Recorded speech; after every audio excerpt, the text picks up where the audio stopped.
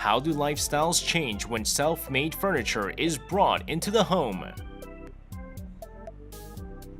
From a child's first desk to bed which doubles as a playground. Shinusuk made most of the furniture in his house himself using eco-friendly wood and paint.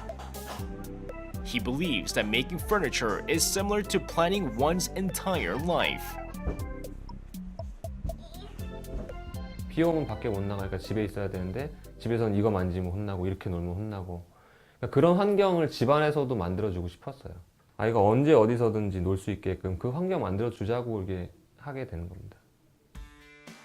Building on that special experience, Shin now operates a carpentry class for dads and their kids.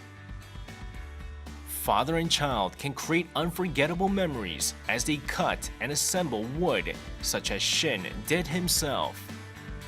Shinusuk hopes that students will learn philosophy in addition to techniques during the carpentry classes.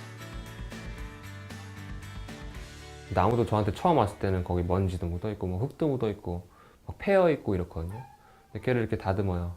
대패도 치고 썰고 뭐 자르고 다 해서 다듬어서 딱 뽑아내면 그 알맹이는 너무 예쁜 무늬양이 안에 들어있죠. 그리고 그거는 세상에 딱 하나밖에 없는 거고.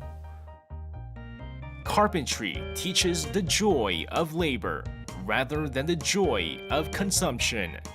It emphasizes the preciousness of the process, not the result.